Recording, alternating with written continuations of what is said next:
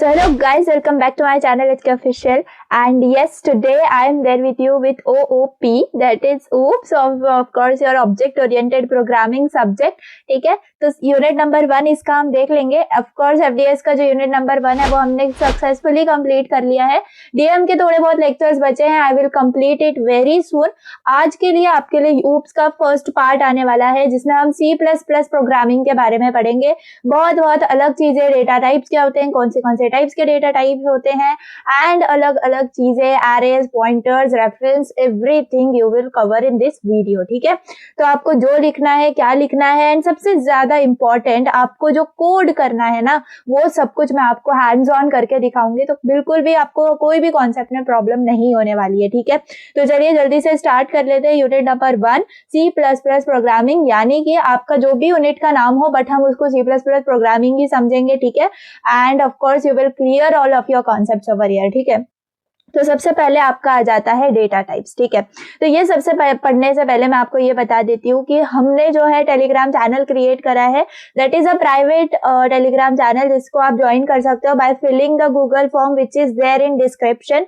तो जल्दी से उसको फिल कर लो, एंड जो भी आपका पेमेंट है वो सब क्लियर करके आप जो है वो चैनल को ज्वाइन कर सकते हो. एंड ऑफ कोर्स वहां पर आपको हर सब्जेक्ट के क्लियर एंड क्रिस्प नोट्स मिल जाएंगे कंप्लीट ईयर. ठीक है, सेमेस्टर 3, सेमेस्टर 4 आपको सारे के सारे नोट्स वहां पर मिल जाएंगे. The only condition is that कि आपको जल्दी से जल्दी उसको ज्वाइन कर लेना है. Limited seats are available. ठीक है, तो प्लीज जल्दी से ज्वाइन कर लेना. चलिए, एंड टेलीग्राम चैनल को ज्वाइन कर लेना. जो प्राइवेट टेलीग्राम चैनल है उस पर रिक्वेस्ट भेज देना ताकि मैं आपको ज्वाइन कर पाऊं, but after filling the form. ठीक है, तो जब तक फॉर्म फिल नहीं करोगे ऑफ कोर्स मुझे नाम नहीं मिलेगा आपका, and I will not accept your request. ठीक है, तो जल्दी से जल्दी आपकी जो लिमिट है वो ना चली जाए, इसीलिए मैं बोल रही हूँ जल्दी से जल्दी आप क्या कर सकते हो, ज्वाइन कर सकते हो. ठीक है, चलिए अभी के लिए we will focus on our topic, and इसके लिए अगर आपको हैंड रिटन नोट्स वगैरह भी चाहिए तो वो सब कुछ वहां पर आपको मिल जाएगा. ठीक है, तो चलिए जो टॉपिक है हमारा वो है डेटा टाइप्स. ठीक है, हमने पाइथन पढ़ा है, राइट, VPS पढ़ा हुआ है हमने.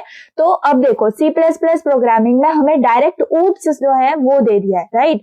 मैंने आपको ये पहले भी बताया है कि OOPS जो है ये ऑब्जेक्ट ओरिएंटेड प्रोग्रामिंग एक ऐसी चीज है, अगर आपको कोई लैंग्वेज परफेक्ट आती हो तब आप उसके अंदर ये अप्लाई कर सकते हो. ठीक है, मतलब इसको आप एज अ मतलब बीइंग अ गुड प्रोग्रामर आप OOPS को यूज कर सकते हो. ठीक है, इट इज नॉट कंपल्सरी कि आप OOPS के कॉन्सेप्ट्स यूज ही करो अपने कोड के अंदर, लेकिन हाँ अगर आप यूज करो तो आपका प्रोग्राम मतलब कंपैरेटिवली बेस्ट बनता है. ठीक है, तो OOPS जो है ऑब्जेक्ट ओरिएंटेड प्रोग्रामिंग, इसके अंदर अलग अलग फीचर्स हैं, अलग अलग आपको एप्लीकेशंस मिल जाएंगे, ताकि आपका जो कोड है वो ज्यादा लेंथी होने से अच्छा है उसके अंदर हम कुछ ऐसी चीजें ऐड कर दें, कुछ ऐसे फंक्शंस ऐड कर दें, मेथड्स ऐड कर दें, जिनकी वजह से हमारा जो आउटपुट है वो परफेक्ट मिले एंड ज्यादा कोड भी नहीं हमें लिखना पड़े, है ना.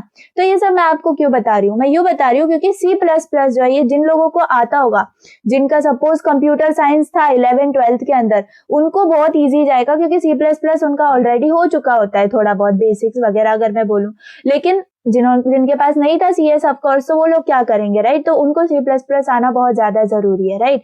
तो मतलब एकदम बेसिक से लेके, जैसे पहला हम प्रिंट करवाते हैं, हम क्या प्रिंट करवाते हैं, हम हेलो वर्ल्ड करवा लेते हैं, राइट. तो सबसे पहला जो आपका वो प्रोग्राम है वहां से लेके आपको एडवांस टॉपिक्स तक जो है हर चीज आनी चाहिए. ठीक है, ऐसा नहीं बोलूंगी कि परफेक्टली जो बोलूं वो आ जाए, लेकिन हाँ नॉलेज होनी चाहिए एटलीस्ट बेसिक टर्म्स की. स्ट्रिंग क्या होता है, हम कैसे डिक्लेयर करते हैं, इनपुट कैसे लेते हैं, हमारा एरेज वगैरह क्या होता है, ये सब चीजें हमें पता होनी चाहिए. Then only we can go to OOPS concept. लेकिन हमारा सिलेबस ऐसा है कि डायरेक्टली हमें सेकेंड ईयर में OOPS दे दिया गया है, राइट. तो इसीलिए मैं बोलूंगी कि मैं जो हूँ बहुत बेसिक से चलने वाली हूँ, and everything I will explain you. ठीक है, लेकिन अगर आपको डेडिकेटेड C++ के लिए कोई कोर्स चाहिए एंड डेडिकेटेड रोज का आपको कोई आधे घंटे के अंदर लाइक 15 मिनट, 20 मिनट, 10 मिनट तक की अगर वीडियो चाहिए on particular topic regularly for learning C++ with from my side, तो आप मुझे भर भर के अगर मेरे पास रिक्वायरमेंट आएंगे for that purpose I will come up with that series, ठीक है। लेकिन अभी के लिए I am focusing on your syllabus,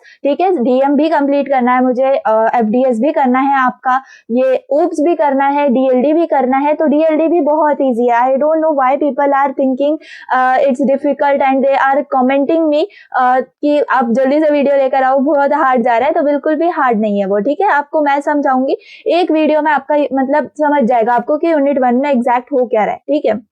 के मैप्स वगैरह है वहां पर, तो वो इजीली समझ जाएगा। लेकिन अभी के लिए we are focusing on OOPS, ठीक है। तो बहुत ज्यादा इंपॉर्टेंट सब्जेक्ट है ये, related to your career also.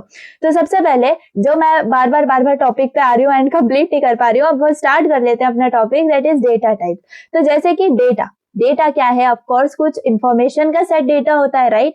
Data types, अब हम पाइथन में क्या करते थे, हम डायरेक्टली मतलब क्या कर लेते थे, डेटा टाइप्स डिक्लेयर हो जाते थे, राइट।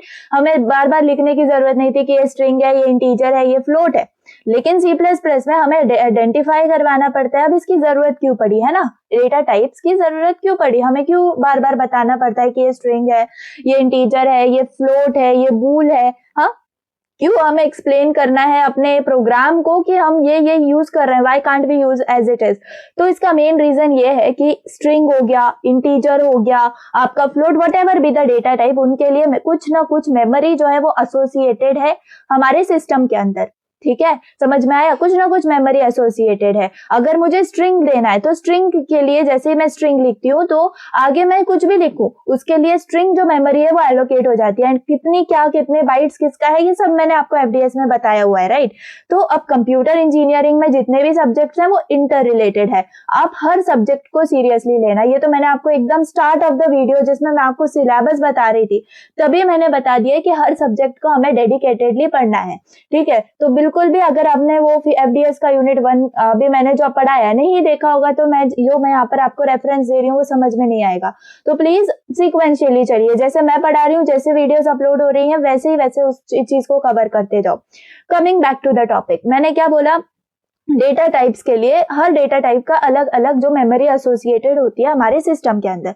बस यही रीजन है, क्योंकि हम किसी को ज्यादा दे दें किसी को कम दे दें तो वो हमारे सिस्टम पर आता है, ठीक है। अब जैसे इंटीजर दे दिया तो इंटीजर के जितने भी हो, है ना, 4 बाइट्स लाइक, तो हम उसका जो मेमोरी है वो एसोसिएट हो जाती है। एंड उसमें जो हम लिखते हैं सपोज 4 और 40 और 400 वो जाके वहां पर स्टोर हो जाता है ना। वेरिएबल्स का कॉन्सेप्ट हमें पता है, वेरिएबल क्या है, एक कंटेनर है जिसके अंदर हम जो भी वैल्यू डालें वो स्टोर हो जाती है। समझ में आ गया। तो चलो डेटा टाइप्स के बारे में मैंने बता दिया कि डेटा टाइप्स आपको क्यों यूज होते हैं, मतलब क्यों हमें डिक्लेयर करने पड़ते हैं, राइट। अब यहाँ पर a data type determines the type and the operation that can be performed on data. C++ provides various data types and each data is represented differently within the computer's memory, है ना, हर data type अलग represent होता है। There are many data types available in C++. There are classified under 2 categories. Majorly अगर बात करें तो 3 categories. एक तो हो जाते हैं आपके built-in data types और दूसरे हो जाते हैं, अब यहाँ पर मैंने एक साथ लिख दिया है 2 categories, that is derived and user defined. आप derived को अलग समझ सकते हो, user defined data types भी अलग समझ सकते हो। अब built-in के अंदर क्या आते हैं, बेसिकली अभी जो मैंने data types बोला तो जो सबके दिमाग में आए, स्ट्रिंग, इंटीजर, फ्लोट, बुलियन, ये सब काय में आ जाते हैं आपके बिल्ट इन के अंदर, या फिर उसको आप फंडामेंटल डेटा टाइप्स भी बोल सकते हो, ठीक है। तो कैरेक्टर हो गया, बुलियन, डबल, फ्लोट, इंटीजर, ये सब किस में आ जाता है, ये आता है आपके बिल्ट इन डेटा टाइप्स के अंदर। अब बाकी और कौन से हैं मैम, तो बाकी और डेटा टाइप्स देखो, जो डिराइव्ड है उसके अंदर आपके स्ट्रिंग, एरे, है ना, ये सब आ जाते हैं, क्लियर। अब यूजर डिफाइंड के अंदर क्या आते हैं, यूजर डिफाइंड के अंदर आते हैं स्ट्रक्चर, यूनियन, इनम। अब आप बोलोगे ये कौन से नए आ गए, ये तो हमने पढ़े भी नहीं है। तो ये सब जो है ये डिराइव्ड है from our built in data types only, ठीक है। तो एक एक करके सब समझेंगे, अभी के लिए बिल्कुल भी ज्यादा स्ट्रेस मत ले लेना कि अरे इतने सारे डेटा टाइप्स कहाँ से आ गए, ठीक है। चलो वेरियस डेटा टाइप्स, यहाँ पर मैंने आपको बताया कि C++ के अंदर बिल्ट इन डेटा टाइप्स है, डिराइव्ड डेटा टाइप्स है, यूजर डिफाइंड डेटा टाइप्स है। तो बिल्ट इन के अंदर जो है क्या है, देखो, integral data type, floating data type और वॉइड। इंटीग्रल को हम क्या बोल सकते हैं, उसके अंदर इंटीजर आ सकता है, कैरेक्टर आ सकता है, जिसमें सिर्फ एक है ना, इंटीजर में हम कितने भी कर सकते हैं, बेसिकली होल नंबर होता है, राइट। अब कैरेक्टर के अंदर सिर्फ एक ही हम कैरेक्टर को स्टोर कर सकते हैं। फ्लोटिंग के टाइप के अंदर दो आते हैं, फ्लोट आता है और डबल आता है, क्या डिफरेंस क्या है सब देखेंगे। वॉइड भी होता है। वॉइड क्या होता है, देखो वॉइड के अंदर, वॉइड एक फंक्शन है, राइट। तो कुछ भी डिस्प्ले वगैरह कराना है तो दैट इज द फंक्शन, उसके बारे में भी हम बात करेंगे। तो ये सब आ जाते हैं बिल्ट इन डेटा टाइप्स के अंदर, क्लियर। अब डिराइव डेटा टाइप मैंने जैसे बताया, एरे, फंक्शन, पॉइंटर, रेफरेंस, ये सब आते हैं डिराइव्ड के अंदर। इनको डिराइव्ड क्यों बोला गया है, ऑफ कोर्स डिराइव्ड इसलिए बोला गया है क्योंकि ये बिल्ट इन डेटा टाइप से ही डिराइव हुए हैं, ठीक है। बिल्ट इन डेटा टाइप्स अगर नहीं होते तो ये भी नहीं होते, ऑफ कोर्स, क्योंकि इन्हीं से मतलब इन्हीं के कॉम्बिनेशन से डिराइव डेटा टाइप्स बने हैं। Then user defined data types, ये क्या होते हैं, ये यूजर डिफाइन करता है, ठीक है। यूजर खुद डिफाइन करता है डेटा टाइप्स को, समझ में आ रहा है ना। हर वो टॉपिक को आप ऐसे समझो कि उसके जो नाम है ना, उसी के अंदर उसका मतलब है, ठीक है। ऐसे समझोगे तो आपको चीजें इजी लगने लग जाएंगी। तो यूजर डिफाइंड डेटा टाइप यानी कि वो डेटा टाइप जिनको यूजर खुद डिफाइन कर रहा है, ऐसे समझ लो। स्ट्रक्चर, यूनियन, क्लास, इन्यूमरेशन, ये सब अगर नहीं समझ रहे, क्लास तो समझ में आता है ना, क्लास हम खुद डिफाइन करते हैं, कौन सा क्लास चाहिए, क्या चाहिए, ये सब हम खुद डिफाइन करते हैं, राइट। तो ये आता है आपके यूजर डिफाइंड डेटा टाइप के अंदर। I hope this flow chart is very very clear to all of you. C++ के सारे डेटा टाइप्स इसके अंदर हैं, ठीक है। चलो सबसे पहले आते हैं हम बिल्ट इन डेटा टाइप्स के अंदर। तो built in type data types are the most basic types of data, है ना। सबसे बेसिक टाइप्स ऑफ डेटा आपके कौन से हैं, यही है built in data types. The term built in means that they are predefined in C++, है ना। बिल्ट इन का मतलब क्या होता है कि खुद पहले से ही C++ प्रोग्राम जब मतलब लैंग्वेज जब बनी है, आप किसी भी चीज में अगर C++ प्रोग्रामिंग यूज कर रहे हो, उसके अंदर उसका कंपाइलर वगैरह सब प्रेजेंट है, इसका मतलब ये चीज उसके अंदर ऑलरेडी डिफाइन होगी। प्री डिफाइंड का मतलब इंटीजर हो गया आपका, float, double, character, Boolean etcetera, ये सब पहले से ही C++ ने डिफाइन कर दिए हैं अपने प्रोग्राम के अंदर। आपको बस उनको उठाना है, वर्ड को यूज करना है ना। उनको जो है जो भी उनके मेमोरी एलोकेट करनी है, कितनी मेमोरी एलोकेट करनी है, वो सब प्री डिफाइंड है, इसीलिए उनको बिल्ट इन डेटा टाइप्स बोला जाता है ना। And can be use directly in a program, of course पहले से डिफाइंड है तो हमें उनको बार बार डिफाइन करने की जरूरत नहीं है। इंटीजर हो गया, फ्लोट हो गया, जितने भी उनके लिए पहले से ही बहुत बड़े बड़े प्रोग्राम लिख दिए गए हैं एंड उनको इसके C++ के अंदर डिफाइन कर दिया गया है। तो we don't need to define them again, we are suppose to just use them, ठीक है। So we are just suppose to use them in directly our program, ठीक है। तो आई होप समझ में आ गया होगा। एग्जाम्पल देखो, यहाँ पर ये सारे एग्जाम्पल्स हैं। Apart from this we also have void and bool data types, ठीक है।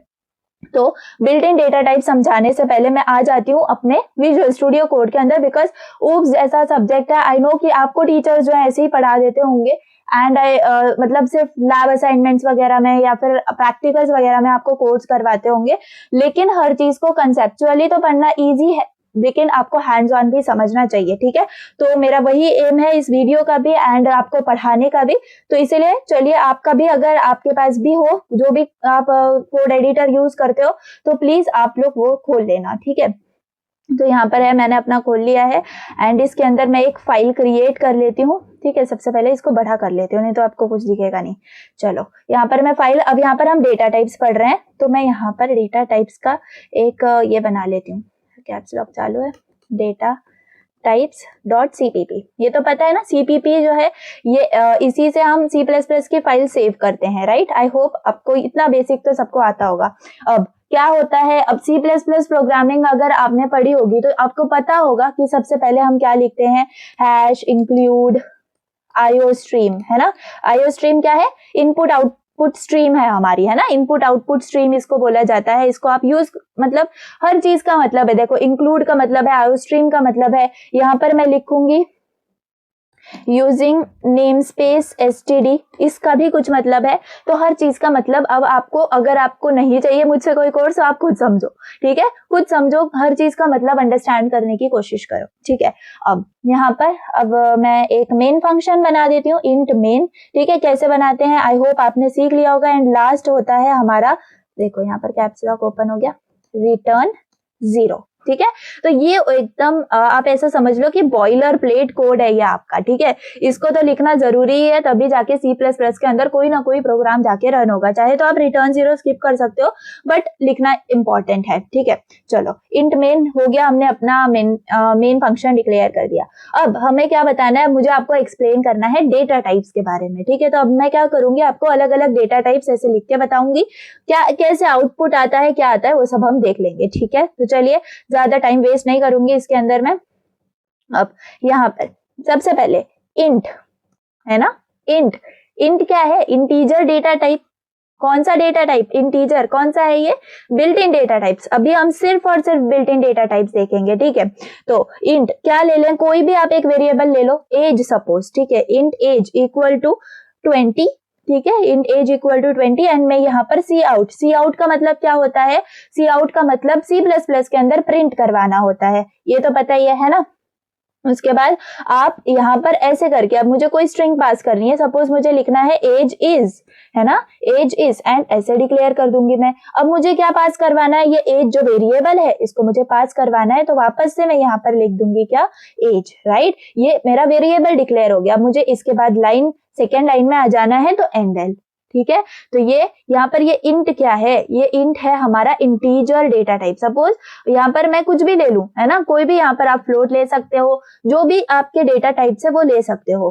First we are learning about what, integer data type, ठीक है। सो यहाँ पर ये मैंने क्या किया, इंटीजर को यहाँ पर डिफाइन किया है ना, यूज किया मैंने यहाँ पर, एंड देन वहां पर मैंने लिख दिया उस वेरिएबल का नाम एज, है ना, एज लिख दिया।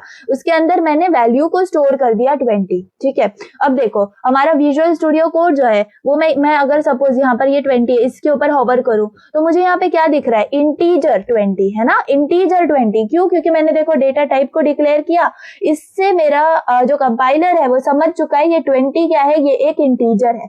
सपोज मैं यहाँ पर अभी के लिए लिख दूं फ्लोट, है ना, फ्लोट लिख दूं, तो यहाँ पर इसके पास क्या आएगा, अभी भी 20 आया। वाई, क्योंकि फ्लोट का मतलब क्या होता है, फ्लोट का मतलब होता है कि कुछ ना कुछ डेसिमल वैल्यूज भी उसके अंदर प्रेजेंट है ना। सपोज मैं यहाँ पर लिख दूं 0.009, है ना। अब इसको होवर करूं तो अब ये आ गया डबल, है ना। अब क्या आ गया, डबल, क्योंकि डेसिमल वैल्यूज कुछ ज्यादा है ना।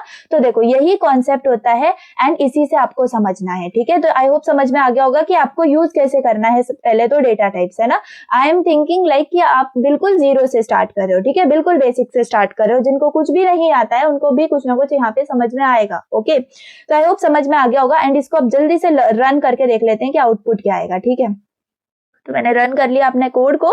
यहाँ पर देखो मेरे पास क्या आया, एज इज 20 आया, एज इज 20। अब ये एज मुझे कैसे समझा कि ये मतलब इसको कैसे समझा कि ऐसे ही आना है, क्योंकि देखो मैंने यहाँ पर लिखा है कि मुझे प्रिंट में चाहिए एज इज, उसके बाद स्पेस चाहिए, उसके बाद कोलन, उसके बाद अगेन स्पेस चाहिए, एंड देन मैंने यहाँ पर पास कर दिया अपना एज वेरिएबल। जैसे ही मैंने एज वेरिएबल को पास किया, मैंने पहले ही उस एज वेरिएबल के अंदर 20 वैल्यू को स्टोर कर दिया था, इसीलिए मेरे पास ये वापस 20 जो है वो आ गया, है ना। इतना सिंपल, मैंने बहुत ज्यादा सिंपल करके आपको बताया, ठीक है। तो ये हो गया आपका कौन सा डेटा टाइप, ये हो गया आपका इंटीजर डेटा टाइप, ठीक है। तो मैं यहाँ पर आपको कमेंट करके दिख सकती हूँ। कमेंट क्या होता है, आई होप सबको पता होगा, लेकिन क्या होता है कमेंट, देख लो। ये कमेंट यानी कि आप मतलब एक्स्ट्रा कुछ लिख रहे हो फॉर योर इन्फॉर्मेशन और for making your code informative, ठीक है। एंड इसका जो है बिल्कुल भी कोई भी असर नहीं पड़ता है आपके प्रोग्राम के ऊपर, क्योंकि कंपाइलर जो है इसको इग्नोर कर देता है, ठीक है।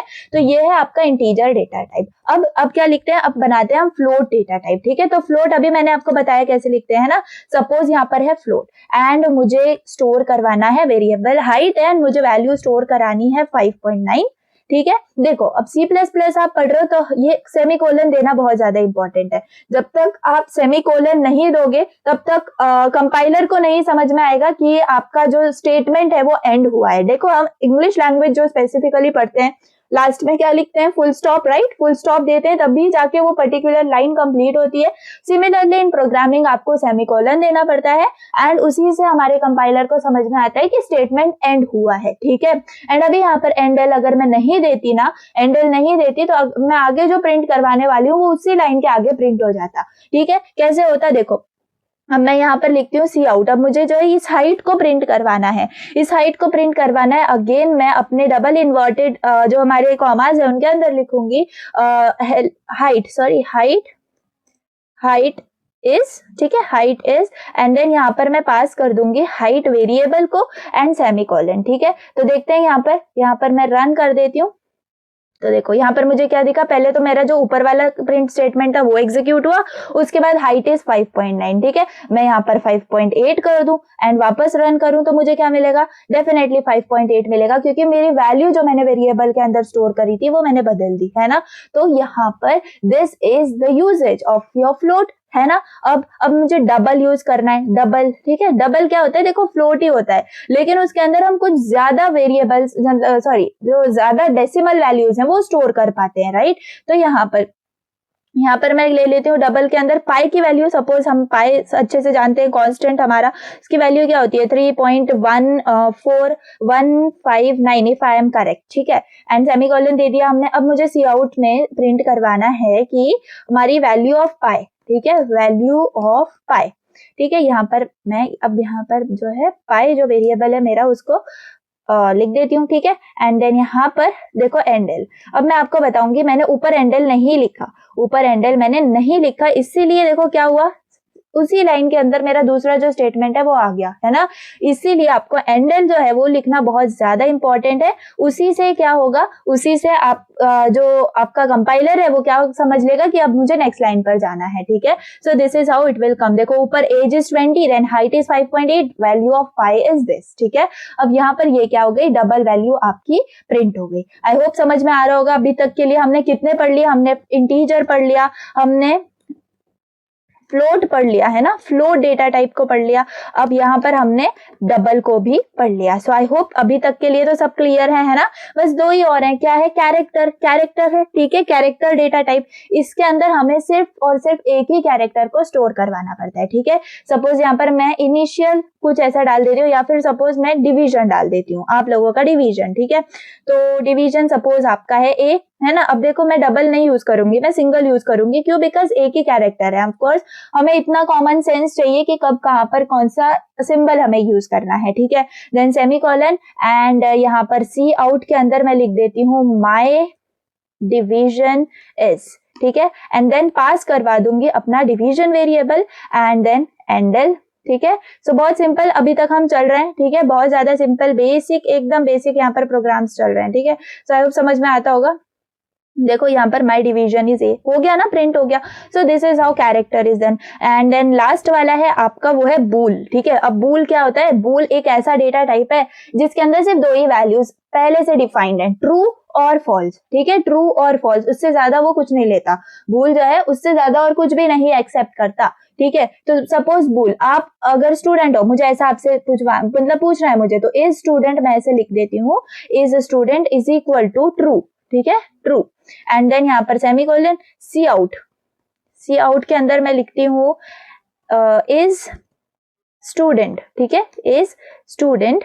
एंड यहाँ पर ऐसे लिखते हैं कि यस और नो, ठीक है, यस और नो ऐसे हम पूछते हैं।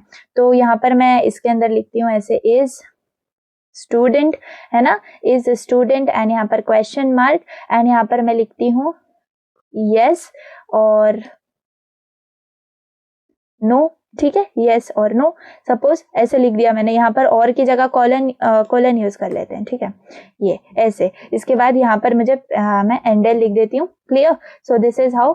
देखते हैं कि इसका आता क्या है आउटपुट। देखो ए स्टूडेंट यस, क्यों आया यस, ये इसलिए आया क्योंकि मैंने ऊपर क्या लिखा था, ट्रू लिखा था। ए स्टूडेंट को मैंने लिखा था ट्रू। अब यहाँ पर मैं फॉल्स लिख दूं, मैं यहाँ पर फॉल्स लिख दूं, तो देखो क्या आंसर आएगा, नो, ठीक है, स्टूडेंट इज नो। समझ में आ गया। ये क्या किया, आप इसको बहुत सिंपल रख सकते थे, है ना, इसको आप बहुत ज्यादा सिंपल रख सकते थे, चाहे तो आप ट्रू और फॉल्स में ही आउटपुट दिलवा सकते थे। लेकिन थोड़ा सा मैंने यहाँ पर आपको बताया है कि यस और नो के फॉर्मेट में भी आप कैसे इसको यूज कर सकते हो, ठीक है। तो अभी नहीं समझ में आया होगा तो प्लीज इसको लेट गो कर देना, क्योंकि आपको अभी बहुत ज्यादा बेसिक्स में आपको बता रही हूँ। ये हमने डबल कर लिया, है ना, यहाँ पर हमने जो है वो कैरेक्टर ले लिया, ठीक है, एंड यहाँ पर हमने यूज कर लिया बूल, ठीक है, यहाँ पर हमने हमने यूज कर लिया भूल। देखो आपका विजुअल स्टूडियो कोड अगर परफेक्टली आपका होगा ना, पहले से ही सेटअप, हर चीज आपने एक्सटेंशंस वगैरह भी अच्छे से डाउनलोड कर रखे होंगे, तो आपको बहुत अच्छा एक्सपीरियंस मिलेगा। देखो यहाँ पर आपको हर चीज दिखने मिलेगी, लाइक मतलब उस पर्टिकुलर वेरिएबल पे आप हवर करोगे ना, तो हर चीज उसके ऊपर आपको दिखने लगेगी। ठीक है, so this is very good कि आप अगर खुद से भी सेल्फ स्टडी कर रहे हो तो आपको सब समझ में आ जाएगा। ठीक है, so this is all about your built in data types. ठीक है, यहाँ पर हमने सारे के सारे बिल्ट इन डेटा टाइप्स पढ़ लिए हैं। ओके, सो आई होप समझ में आ गए होंगे एंड बहुत ज्यादा सिंपली मैंने आपको सब एक्सप्लेन भी किया हुआ है। तो अब आ जाते हैं हम अपनी पीपीटी के अंदर। तो पीपीटी में देख लेते हैं, हमने बिल्ट इन पढ़ लिए।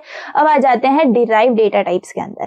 डिराइव डेटा टाइप्स में देखो, they are composed of built in data types only. हम कुछ और नहीं पढ़ेंगे इनके अंदर भी बिल्ट इन डेटा टाइप्स का ही यूज है। जस्ट डिराइव्ड हम पढ़े हुए हैं ना, डिराइव्ड का मतलब है कि जस्ट उनसे यूज करके हमने और थोड़े से एडवांस वर्जन बनाए हुए हैं।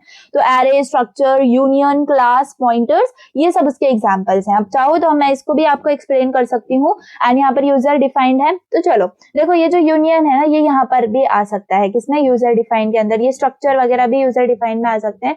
तो डिराइव डेटा यहाँ पर मैं थोड़ा सा यहाँ पर लिख देती हूँ, एरे नहीं, एरे के साथ ये नहीं आएंगे, है ना, और क्लास भी नहीं आएगा क्योंकि वो भी यूजर डिफाइंड के अंदर है, राइट। तो एरे के साथ यहाँ पर आएंगे आपके पॉइंटर्स तो ऑलरेडी रिटर्न है, फंक्शंस आ जाएंगे। ठीक है, तो ये करेक्ट है। क्लियर? सो आई होप मतलब आपको क्लियर होगा दिमाग में कि डिराइव डेटा टाइप्स क्या है। ठीक है, तो मैंने अब एरे जो है, एरे आपको एक्सप्लेन करूं तो यहाँ पर मैं एरे भी आपको एक्सप्लेन कर सकती हूँ। देखो बहुत सिंपल है एरे, तो आई थिंक मैंने आपको और भी अभी पहली वाली वीडियो में एक्सप्लेन किया हुआ है, तो कोई बात नहीं, एक्सप्लेन कर लेते हैं। Arrays, array dot CPP. ठीक है, एरे डॉट सीपीपी यहाँ पर मैं कर देती हूँ यहाँ पर। ठीक है, एरेज क्या होता है बेसिकली, एरेज के अंदर हम जितने चाहे उतने नंबर्स वगैरह या फिर जो भी चीज आप चाहो वो स्टोर कर सकते हो। अगर आप इंटीजर के अंदर अपना एरे बना रहे हो, इंटीजर के अंदर अपना एरे बना सकते हो आप, तो उसमें सिर्फ इंटीजर्स होने चाहिए। फ्लोट के अंदर बना रहे हो तो पूरा का पूरा एरे जो है वो फ्लोट के अंदर होना चाहिए। कैरेक्टर अगर बना रहे हो तो सपोज लाइक, अब समझ में आया कि डेटा टाइप्स में हम डिराइव्ड क्यों बोल रहे हैं इनको। हम डिराइव्ड इसीलिए बोल रहे हैं क्योंकि इनके अंदर भी हम यूज कर रहे हैं। देखो अभी मैं आपको एरे का एक एग्जाम्पल लिख के दिखाती हूँ, अपना वापस से वही कोड लिख लेंगे, IOStream using name space std। ठीक है, ये लिख लिया मैंने। अब मैं इंट मेन लिख लूंगी। देखो जब तक आप मेन फंक्शन नहीं लिखोगे ना, जब तक आपके कंपाइलर जो है वो कुछ एग्जीक्यूट नहीं करेगा, बिकॉज यहाँ से ही आगे जो है जो भी एग्जीक्यूशन होता है वो इसी के आगे से समझ में आता है। ठीक है, तो चलिए अभी मैं क्या करती हूँ, डिक्लेयर करती हूँ अपना एरे। ठीक है, तो मुझे एरे जो है वो अपना इंटीजर के लिए डिक्लेयर करना है, तो मैं इंट लिख दूंगी। ठीक है, मैंने इंट लिख दिया। अब मुझे एरे का कोई नाम देना होगा, सपोज मैं दे देती हूँ नंबर्स। ठीक है, तो ये मैंने दे दिया एरे का नाम। क्लियर? अब मुझे एरे के अंदर मेरे कितने एलिमेंट्स हैं मुझे ये बताने होंगे। तो पहले तो स्क्वायर ब्रैकेट्स होता है इसके अंदर। ठीक है, सपोज मुझे बताने हैं 3। ठीक है, मुझे 3 नंबर्स को स्टोर करना है, तो इसके बाद मैं इक्वल करूंगी और उसके अंदर कर्ली ब्रेसेस के अंदर मैं अपने जो भी एलिमेंट्स है वो दे दूंगी। यहाँ पर कौन से एलिमेंट्स होंगे, डेफिनेटली इंटीजर्स होंगे, क्योंकि मैंने यहाँ पर इंटीजर डेटा टाइप को डिक्लेयर किया है। ठीक है, अब सपोज मैंने यहाँ पर लिखा 1, 2, 3, है ना, तो ये क्या हो गए आपके एरेज के अंदर जो एलिमेंट्स हैं वो हो गए। ठीक है, बस इसके बाद मैंने दे दिया सेमीकोलन, तो ये बन गया आपका पूरा का पूरा एरे। ठीक है, यहाँ पर मैं लिख देती हूँ, ये क्या है, डिक्लेरेशन ऑफ एरे, है ना, ये है डिक्लेरेशन ऑफ एरे। सिंपली मैंने एरे को डिक्लेयर कर दिया, कुछ भी नहीं किया यहाँ पर। ठीक है, अब मैं चाहूँ तो यहाँ पर ये 3 नहीं भी लिख सकती हूँ। मैं 3 नहीं भी लिखूंगी ना, तो मेरा जो कंपाइलर है वो इतना इंटेलिजेंट है कि वो समझ जाएगा कि यहाँ पर अगर 3 है ना, तो इसके अंदर मतलब मेरा एरे 3 एलिमेंट्स का है। ठीक है, चाहो तो आप लिख दो, better habit is to write, otherwise आप नहीं भी लिखोगे तो यहाँ पर आपको चल जाएगा। अब इसके बाद मुझे क्या करवाना है, मुझे देखो अब एरेज के अंदर जो है कौन सा कॉन्सेप्ट चलता है आपका। देखो यहाँ पर ऊपर मैंने होवर किया, देखो इंटीजर का, तो क्या दिखा, इंटीजर है 1, यहाँ पर ये है इंटीजर 2, ये है इंटीजर 3, है ना। सपोज अब देखो मैंने इस कॉलम को ओवर किया, तो ये क्या बता रहा है कि मेरा पूरा कॉलम जो है वो कितने इसके अंदर एलिमेंट्स है, 3 एलिमेंट्स है। कौन से इंटीजर 1, इंटीजर 2, इंटीजर 3, है ना। तो ये देखो ऐसे आप मतलब चीजों को सीखते हो, समझ में आया। स्टार्टिंग में हमें हर चीज का मतलब कोई बताए, अभी भी मैं पढ़ा रही हूँ, हो सकता है आपके दिमाग में कोई ना कोई बैक साइड में मतलब ऐसा चलता हो, कोई ना कोई आपका डाउट चलता हो। ठीक है, वैसे तो आप क्या कर लो, प्लीज मुझे बता देना कमेंट के अंदर अगर कोई भी डाउट हो तो, but I am telling you very frankly कि कोई ना कोई डाउट जो है आपके दिमाग में होगा, राइट। ठीक है, तो आप क्या कर सकते हो, देखो आप प्लीज मतलब हर चीज को ऐसे ही समझने की कोशिश करो, ठीक है। आप अगर विजुअल स्टूडियो कोड यूज कर रहे हो तो ऐसा हो सकता है, एंड कोड ब्लॉक्स वगैरह आप टर्बो C++ बहुत सारे हैं, लेकिन अगर आपका विजुअल स्टूडियो कोड अच्छे से सेटअप है तो आई विल प्रेफर कि आप इसी पे सीखो। मोस्टली सभी अपना जो स्टार्टिंग है वो इसी से करते हैं, ठीक है। तो क्यों, क्योंकि देखो इसके अंदर यही सारे features, and I will tell you कि प्लीज आप इनको करो, ठीक है, मतलब समझो इन्हीं से। अब यहाँ पर मुझे क्या करवाना है, मैं हाँ ये बता रही थी आपको कि इसमें कौन सा कॉन्सेप्ट चलता है। इसमें चलता है इंडेक्सिंग का कॉन्सेप्ट, यानी कि यहाँ पर देखो ये पहला जो एलिमेंट है, ऑफ कोर्स इसका जो इंडेक्स होगा वो 0 से स्टार्ट होगा। याद रखो इसका इंडेक्स जो है वो 0 से स्टार्ट होगा। 2 है इसका इंडेक्स होगा 1, 3 है इसका इंडेक्स होगा 2, ठीक है। 0 1 2 इस फॉर्मेट में चलता है। पॉजिटिव आपका जो है इसके अंदर इंडेक्सिंग वो फॉलो होती है, राइट। तो मैंने आपको पहले लास्ट ईयर ही पढ़ाए हुए हैं कि पॉजिटिव इंडेक्सिंग क्या है, नेगेटिव इंडेक्सिंग क्या है, लेकिन पॉजिटिव इंडेक्सिंग आप यहाँ पर फॉलो कर सकते हो, ठीक है। अब सपोज मैंने यहाँ पर करवा दिया सी आउट, मुझे क्या प्रिंट करवाना है, मुझे जो मेरे लिस्ट में पहला एलिमेंट है, मेरे एरे में जो पहला एलिमेंट है वो मुझे प्रिंट करवाना है। तो मैं कैसे प्रिंट करवाऊंगी, पहले मैंने सी आउट लिख दिया, उसके बाद मेरे एरे का जो नाम है, मेरा नाम क्या है, देखो एरे का नंबर्स है ना, नंबर्स, बस। उसके बाद मुझे कौन सा इंडेक्स, देखो आपको देना है स्क्वायर ब्रैकेट, उसके बाद आपको कौन से इंडेक्स पे का जो आपका इंटीजर है वो आपको प्रिंट करवाना है। तो सपोज मुझे 0 इंटीजर 0 मेरा जो इंडेक्स है उस पे जो इंटीजर है वो मुझे प्रिंट करवाना है। तो मैंने सिंपली ये लिख दिया, एंड मैंने लिख दिया एंड एल, ठीक है। तो देखते हैं अब यहाँ पर हमारा आउटपुट क्या आता है। आउटपुट आया 1, आया आउटपुट 1, क्योंकि मैंने यहाँ पर इंडेक्स दिया 0 एंड यहाँ पर था 1। सपोज मैं यहाँ पर इस पे यहाँ पर 10 कर दूं, ठीक है। मैंने क्या कर दिया, मेरा जो एरे है यहाँ पर देखो आ गया 10, इसका मतलब 0 इंटीजर जो है वो आपका फर्स्ट जो एलिमेंट होता है उसका 0 इंडेक्स होता है। एंड यही तरीका है कि आप एरे में कोई भी एलिमेंट को एक्सेस कर पाते हो, ठीक है। तो यहाँ पर मैंने क्या किया, यहाँ पर मैंने किया access and print, access and print the first element, ठीक है, first element. I hope clear हो गए होंगे कॉन्सेप्ट। अब सिमिलरली मुझे ये जो मेरी चीज है, राइट, यहाँ पर मुझे इसको नीचे ले लेना है, ठीक है। तो ये यहाँ पर मैं लिख देती हूँ 1 एंड नीचे लिख देती हूँ 2, ठीक है। तो ये हो गए इंडेक्स मेरे सारे। एंड नाउ अगर मैंने इनको क्या किया, रन किया, तो देखो मुझे क्या मिला, 10 2 3, है ना। तो ये क्यों मिला, क्योंकि मेरे पास पहले से ही यहाँ पर देखो मैंने सब कुछ डिक्लेयर कर रखा था, एंड जस्ट मैंने उनको अपने इंडेक्सिंग के मदद से उनको एक्सेस करा। तो ये तरीका होता है एरे को डिक्लेयर करने का, एरे के अंदर जो भी एलिमेंट्स हैं उनको एक्सेस करने का। अब देखो यहाँ पर ये भी फर्स्ट हो गया, यहाँ पर आना चाहिए सेकेंड, ठीक है, एंड यहाँ पर आना चाहिए एक्सेसिंग द थर्ड एलिमेंट, ठीक है, accessing the third element. So I hope समझ में आ गया होगा कि एरे को डिक्लेयर कैसे करते हैं। देखो बहुत लोगों को एरे, पॉइंटर्स, ये सब चीजें बहुत हाई लेवल लगती हैं एंड समझने में थोड़ा सा टाइम लेती हैं, ठीक है। एंड आई नो कि समझने के बाद भी हम भूल जाते हैं। तो भाई यही प्रोग्रामिंग है एंड यही कोडिंग है। आपको हर चीज को रिवाइज करना पड़ेगा, अदरवाइज अगर मैं भी रिवाइज नहीं करूं तो मैं भी ये सब चीजों को भूल जाऊंगी, है ना। तो बस आपको यही करना है कि हर चीज को प्रैक्टिस करना है and you have to go revising on that concepts, ठीक है। तो आई होप कि एरे वाला जो चीज है वो यहाँ पर आपको क्लियर हो गई होगी, ठीक है। अब हम चलते हैं अपने पीपीटी के अंदर एंड देखते हैं और क्या है। तो एरे हो गया। अब यहाँ पर ये है फंक्शंस, ठीक है, फंक्शंस, पॉइंटर्स एक्सेट्रा।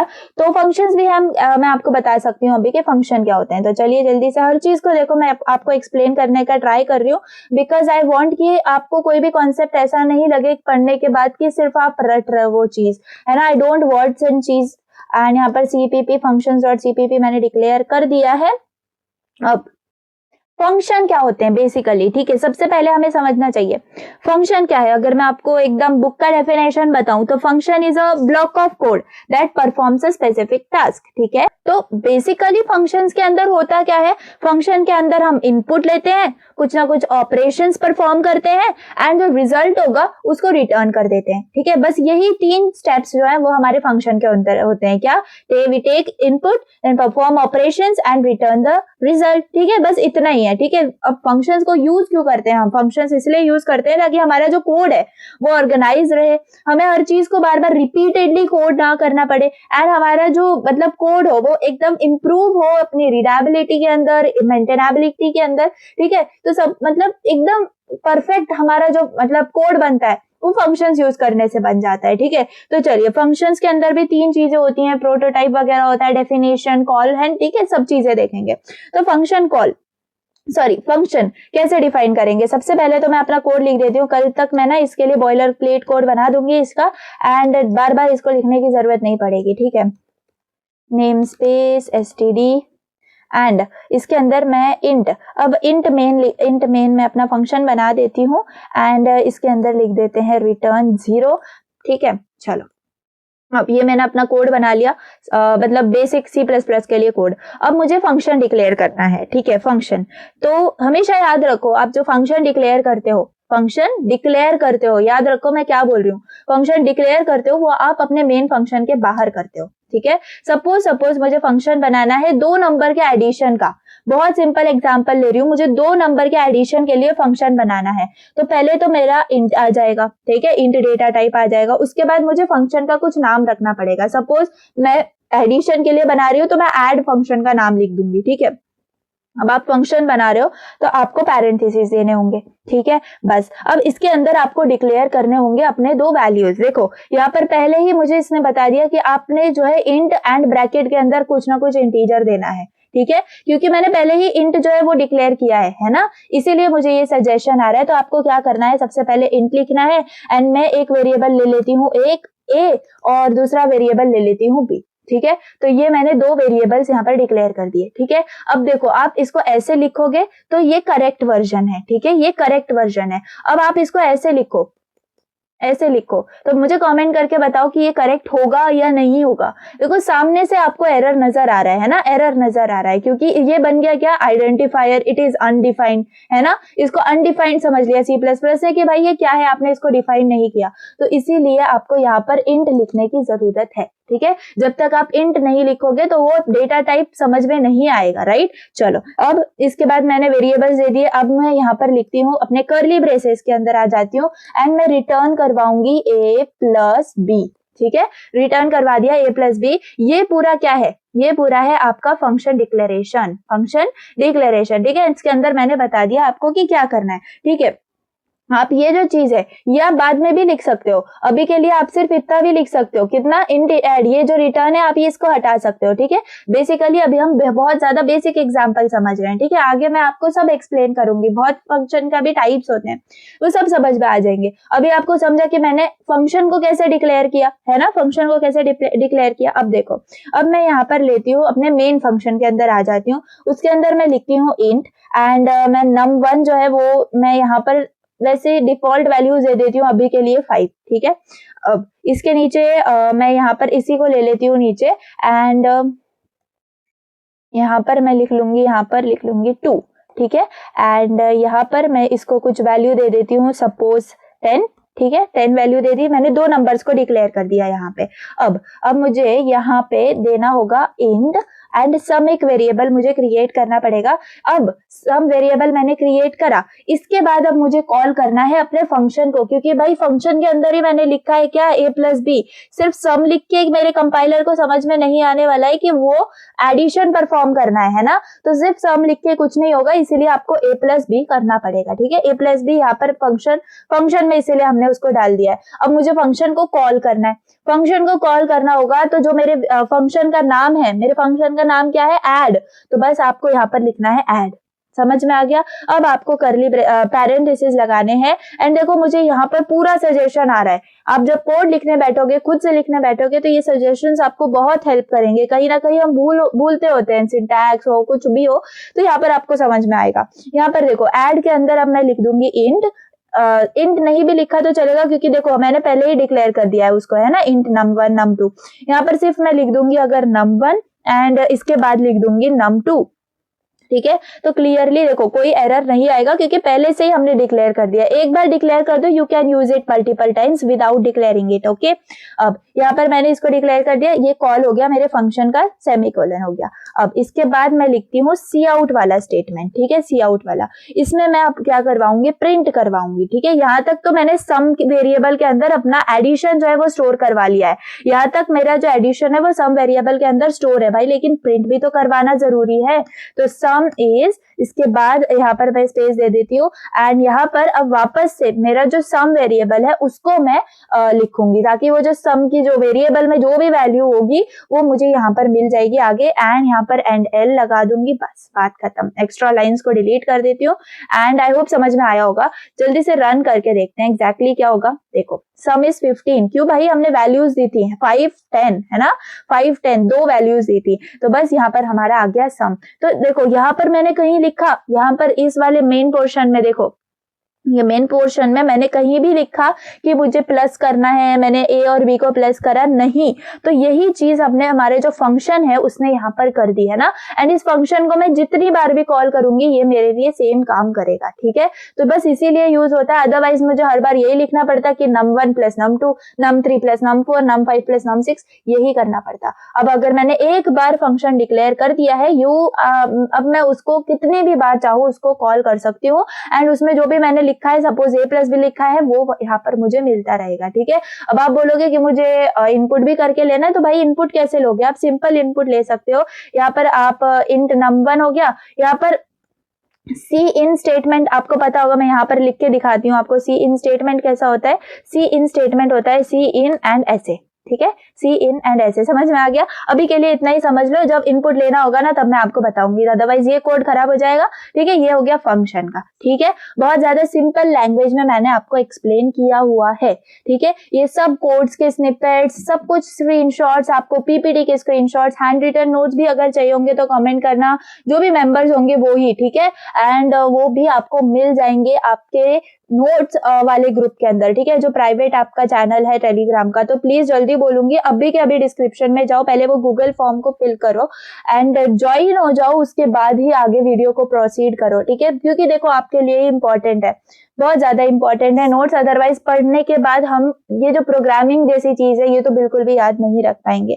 चलो फंक्शन तो समझ में आ गया होगा, है ना, फंक्शन समझ में आ गया होगा। अब देख लेते हैं हम कि हमारी पीपीटी में और क्या चीजें हैं। तो पॉइंटर्स है, ठीक है, तो पॉइंटर्स भी पढ़ लेते हैं।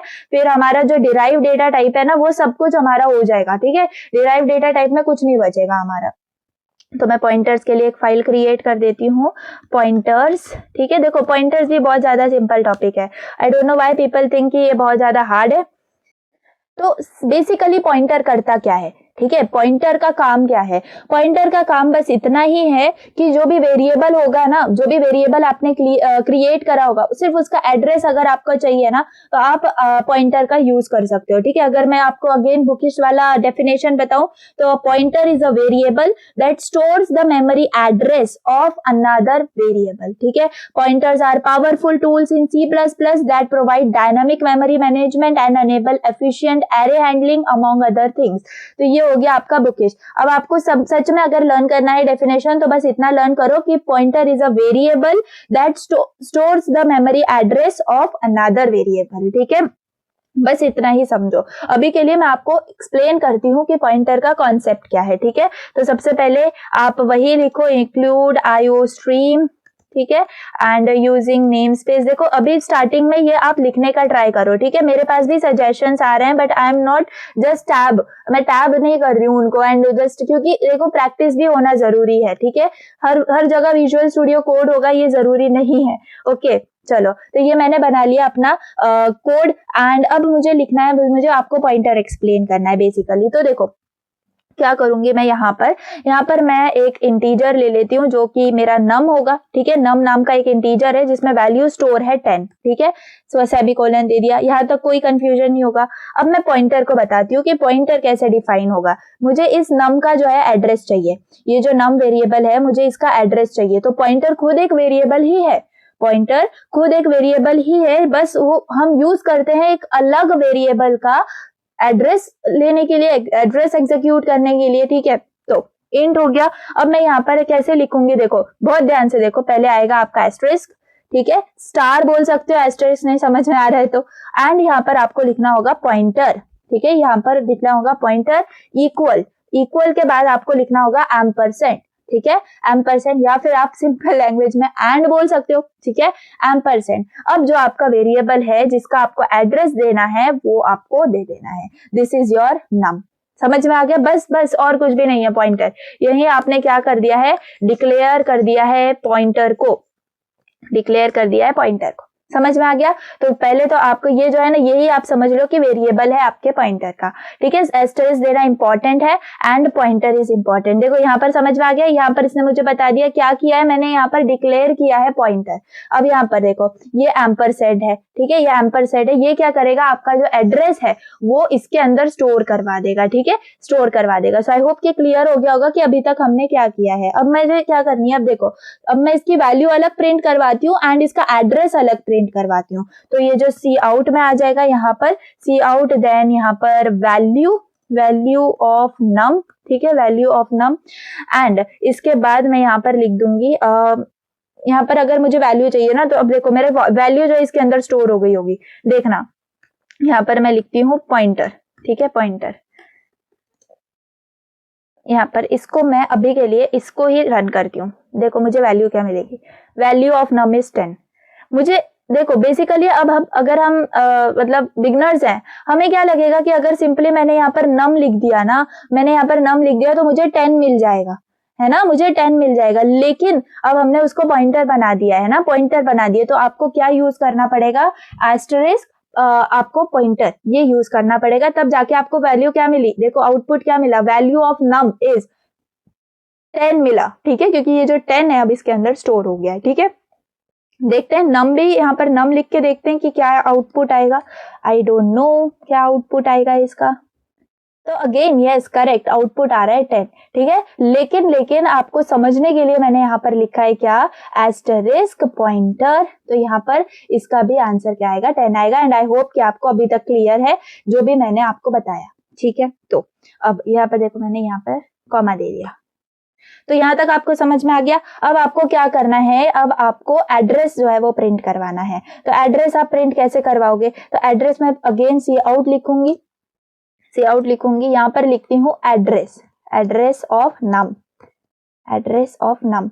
इसके बाद मैं यहाँ पर सिर्फ पॉइंटर लिखूं, सिर्फ पॉइंटर, ठीक है, सिर्फ पॉइंटर लिखूं एंड यहाँ पर लिखूं एंड एल। तो देखते हैं क्या आउटपुट आता है।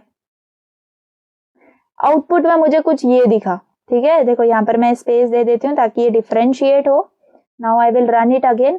तो देखो मुझे कोई ना कोई मेमोरी एड्रेस मिला है। देखो आपको भी यही मिले ये जरूरी नहीं है, ये हर किसी का अलग हो सकता है, लेकिन ये क्या है, एक मेमोरी एड्रेस है जहां पर मेरा जो ये नम वेरिएबल है ना, ये जो मेरा नम वेरिएबल है वो स्टोर हुआ है, ठीक है। हमें पता है वेरिएबल का सिस्टम क्या है, वेरिएबल एक कंटेनर है एंड जो भी जैसे यहाँ पर 10 है तो 10 वैल्यू जाके इस वेरिएबल यानी इस कंटेनर के अंदर जाके स्टोर हो गई है। तो ये कंटेनर या फिर ये वेरिएबल कहाँ पर है, तो उसका एड्रेस है ये, ठीक है। तो अब समझ में आ गया कि पॉइंटर क्यों यूज करते हैं, उसका सिंटैक्स क्या है, सब कुछ, ठीक है। आई एम एक्सप्लेनिंग, बहुत ज्यादा टाइम देके बहुत मैं एक्सप्लेन कर रही हूँ आपको, ठीक है, ना टाइम कोई भी नहीं देगा। तो वही चीजें एक्सप्लेन, आपको समझ में आ रहा है एक्सप्लेनेशन, तो प्लीज मुझे कमेंट करके बताना एंड प्लीज सपोर्ट भी करना, ठीक है। चलो अब आगे बढ़ते हैं। हमारे जो 2 हैं वो तो कंप्लीट हो चुके हैं भाई, बिल्ड इन मैंने बता दिया आपको, डिराइव्ड भी मैंने बता दिया। अब है यूजर डिफाइंड डेटा टाइप्स, ठीक है। तो यूजर डिफाइंड के अंदर है आपका स्ट्रक्चर, आपका union, then class and then enumerations, ठीक है। तो चलिए यहाँ पर आगे देख लेते हैं कि क्या है। ये तो डेटा टाइप से देखो, कैरेक्टर, इंटीजर, फ्लोट, वॉइड। अब वॉइड क्या होता है, देखो void data type is used for specifying an empty parameter list function and return type for a function, ठीक है। तो सिर्फ इसके अंदर एक एम्प्टी पैरामीटर लिस्ट वगैरह होती है। देखो हम ये प्रोग्राम करते करते समझ जाएंगे, ठीक है। बस अभी के लिए याद रखो कि वॉइड भी एक डेटा टाइप ही है। एंड एरे बता दिया मैंने आपको, अब फंक्शन भी बता दिया है ना। रेफरेंस क्या होता है, देखो reference is an alternative name for variable, ठीक है, इसको भी देख लेंगे, समझ में आ जाएगा। सिर्फ पॉइंटर जैसा ही है, बस थोड़ा सा आपका सिंटैक्स वो चेंज हो जाएगा। अब ये है स्ट्रक्चर यूजर डिफाइन में आता है। तो चलिए यहीं से देख लेते हैं ना स्ट्रक्चर का बेसिक्स क्या है। C++ structures allow variables to be grouped to form a new data type, ठीक है। Variables to be group to form a new data type, इसका मतलब स्ट्रक्चर क्या है, देखो मैंने पहले ही बताया यूजर डिफाइंड डेटा टाइप है ना। स्ट्रक्चर के अंदर अगर मैं सिर्फ आपको ऊपर से बताऊं, एकदम क्रिस्प बताऊं कि होता क्या है, तो स्ट्रक्चर के अंदर आप अलग अलग डेटा टाइप्स को लिखते हो एंड उनको आप मतलब एग्जीक्यूट कर सकते हो। इंटीजर लिख लो, फ्लोट लिख लो, बूल लिख लो, कैरेक्टर लिख लो, स्ट्रिंग लिख लो, कुछ भी लिख लो, सारे के सारे डेटा टाइप्स आप इसके अंदर यूज कर सकते हो एक बार में। तो वो उसके लिए आपको स्ट्रक्चर का फॉर्मेट यूज करना पड़ता है, ठीक है। The data elements in a structure are arranged in a manner that is similar to the way database programs arrange data. Database सुना होगा आपने, ठीक है, डेटाबेस का कॉन्सेप्ट, तो जिसमें जैसे डेटा अरेंज होता है वैसे ही हम इसको यूज कर सकते हैं। C++ allows you to create a record by grouping the variables and arrays necessary for the fields into a single structure, ठीक है। देखो ये एक फॉर्मेट है डिक्लेयरिंग अ स्ट्रक्चर। अभी मैं आपको करके बताऊंगी, डोंट वरी। ये स्ट्रक्ट आप एक वेरिएबल यूज करते हो, है ना, जो कि कीवर्ड है, ठीक है, वेरिएबल मत बोलो, ये कीवर्ड होगा। एंड यहाँ पर उसका नाम दे दिया है मैंने, इन्वेंटरी आइटम वगैरह, एंड यहाँ पर मैंने अलग अलग टाइप के जो डेटा टाइप्स हैं उनको यूज किया है, ठीक है। So this is the declaring of. अब चलो यहाँ पर ही जाके हम देख लेते हैं, बिल्कुल आपको पीपीटी में आई होप कि कोर्स वगैरह जो पीपीटी में हमें समझ में नहीं आते, तो यहाँ पर बना लेती हूँ मैं एक फाइल जो कि होगी स्ट्रक्चर्स के लिए, structures.cpp, ठीक है। तो structures.cpp सिंपली अगर मैं आपको बताऊं, ठीक है, तो C++ के अंदर आपको अगर डेफिनेशन लिखना है स्ट्रक्चर का तो आप कैसे लिखोगे? इन C++ स्ट्रक्ट, ठीक है, स्ट्रक्ट बोलते हैं हम इसका कीवर्ड, ठीक है, which is short for structure only. It is a user defined data type that groups related variables of different data types into a single unit, ठीक है। It helps in organizing and managing data more effectively। कैसे करते हैं देखो, structure मैं बताती हूँ आपको, एक एग्जांपल ले लेते हैं हम, ठीक है, जो कि चलो मैं आपको करके ही बताती हूँ। सबसे पहले हम अपना लिख देते हैं हैश इंक्लूड IOStream। अभी ना इसको कॉपी करने का ही टाइम आ रहा है, बहुत ज्यादा इरिटेट हो जाता है कभी कभी। Space name space std int main return 0। अभी के लिए मैं ना इसको कॉपी कर लेती हूँ ताकि मुझे आगे इसका यूज हो। चलो तो मैंने यहाँ पर लिख लिया, हैश इंक्लूड वगैरह अपना सारा हो गया। अब जो है मुझे अपना स्ट्रक्चर जो है उसको डिफाइन करना है। तो देखो अब जो यूजर डिफाइंड डेटा टाइप है स्ट्रक्चर, उसको भी आपको जो है मेन फंक्शन के पहले ही डिफाइन करना पड़ेगा। अभी हमने क्या ऐसा देखा, हमने क्या देखा था, डेफिनेटली फंक्शन देखा था जिसको हमने पहले डिफाइन किया था, ठीक है। तो अब देखो मुझे स्ट्रक्चर को लिखना होगा तो मैं कीवर्ड यूज करूंगी स्ट्रक्ट, ठीक है। अब मुझे एक स्ट्रक्चर बनाना है किसी पर्सन का, ठीक है, तो मैंने पर्सन लिख दिया एंड यहाँ पर कर्ली ब्रेसेस के अंदर मेरा पूरा जो भी डेफिनेशन आएगा इसका वो सब आएगा इसके अंदर, ठीक है। अब तो मैं एक ले रही हूँ स्ट्रिंग, ठीक है, मैंने लिया स्ट्रिंग एंड उसके अंदर लिखा नेम, ठीक है, स्ट्रिंग लिखा एंड उसके अंदर लिख दिया नेम। उसके बाद मैंने इंटीजर लिया जिसमें ले ली एज, उसके बाद मैंने फ्लोट लिया जिसके अंदर ले ली हाइट। तो आपको समझ में आ रहा है, मैंने यहाँ पर स्ट्रिंग लिया, यहाँ पर मैंने इंट लिया, यहाँ पर मैंने फ्लोट लिया, यानी कि एक ही स्ट्रक्चर के अंदर मैंने बहुत सारे अलग अलग डेटा टाइप्स को यूज कर लिया है ना। तो बस यही होता है स्ट्रक्चर, कुछ इसके अंदर एक्स्ट्रा था क्या? नहीं था, है ना। अब देखो बहुत ज्यादा इंपॉर्टेंट चीज जो कि आपके मार्क्स कट कर सकती है, स्ट्रक्चर का जो भी होगा, जैसे कि स्ट्रक्चर हो गया या फिर क्लास हो गया, उसमें आपको ये पूरा जो मेरा है ना इसके बाद आपको देना पड़ेगा सेमीकोलन, तभी जाके आपका जो एरर अभी दिख रहा था ना वो जाएगा। समझ में आ गया? तो ये चीज याद रखना। तो यहाँ पर हमने डिफाइन कर दिया हमारे स्ट्रक्चर को। अब मैं यहाँ पर मेन फंक्शन में आ जाती हूँ। मेन फंक्शन में मैं लिखती हूँ सपोज मेरा अभी यहाँ पर मैंने क्या क्रिएट किया है, पर्सन का मैंने स्ट्रक्चर क्रिएट किया है, तो मैंने वही वेरिएबल यहाँ पर ले लिया। अब मैं एक ऑब्जेक्ट क्रिएट करती हूँ, ठीक है। मुझे इसमें आप ऑब्जेक्ट नहीं बोलोगे, ऑब्जेक्ट कहाँ बोलोगे, ऑब्जेक्ट बोलोगे आप क्लास के अंदर। जब आप क्लास बनाते हो एंड उसके लिए कोई ऑब्जेक्ट क्रिएट करते हो तब आप लिखोगे उसको ऑब्जेक्ट। लेकिन मैं स्ट्रक्चर के लिए ऑब्जेक्ट नहीं बोल सकती, मुझे स्ट्रक्चर के लिए चाहिए, मैं बोलूंगी इंस्टेंस, ठीक है। तो हमेशा आपको क्या बोलना होगा, I am creating instance of the struct, ठीक है। सपोज मैंने यहाँ पर लिया पर्सन 1, ठीक है, मैंने पर्सन 1 ले लिया एंड आपको देना है सेमीकोलन एंड यहाँ पर मैं लिख भी देती हूँ क्या, create an instance of the struct, ठीक है, बस, ठीक है। अब यहाँ पर ये हो गया। अब इसके बाद मैं क्या करती हूँ, अब मैं इनको पूरी वैल्यू देती हूँ, ठीक है, नेम एज हाइट वगैरह सब। तो यहाँ पर पर्सन 1 डॉट नेम, ठीक है, इसके अंदर मैं लिखती हूँ क्या, इसके अंदर सपोज मैं लिख देती हूँ अपना नाम जैफा, ओके। एंड इसके बाद पर्सन 1 डॉट एज लिखती हूँ, एज के अंदर सपोज मैं लिख देती हूँ 20, ठीक है। अब इसके बाद मैं लिखती हूँ पर्सन डॉट हाइट, ठीक है, डॉट हाइट, इसके अंदर मैं लिख देती हूँ 5.9, ओके 5.9। इसका मतलब क्या किया, देखो हाँ देखो यहाँ पर पर्सन 1 लिखना होगा। देखो यहाँ पर मैंने जो पर्सन 1 जो इंस्टेंस मैंने क्रिएट करी है, देखो अब ऊपर भी मुझे समझ में आ गया क्या, create an instance of the structure, समझ में आ गया। तो सिंपली आपको ऐसे ही समझना है इसको। अब यहाँ पर ये इंस्टेंस है, इसके बारे में मैंने जो नेम ऊपर डिक्लेयर किया था, एज डिक्लेयर किया था, हाइट डिक्लेयर किया था, उसकी सारी वैल्यू मैंने यहाँ पर दे दी। अब सिर्फ इतना देके होगा क्या, नहीं, हमें प्रिंट भी करवाना है। तो सी आउट एंड इसमें मैं लिखूंगी अब नेम, ठीक है। नेम के बाद अब मुझे क्या अब मुझे क्या लिखना होगा, नेम के बाद आप सोचो कि मुझे क्या लिखना होगा, क्या मुझे नेम लिखना होगा, या मुझे पर्सन लिखना होगा, या मुझे पर्सन 1 लिखना होगा, या पर्सन 1 लिखना होगा, बताओ। पर्सन 1 डॉट नेम आपको लिखना होगा, समझ में आया।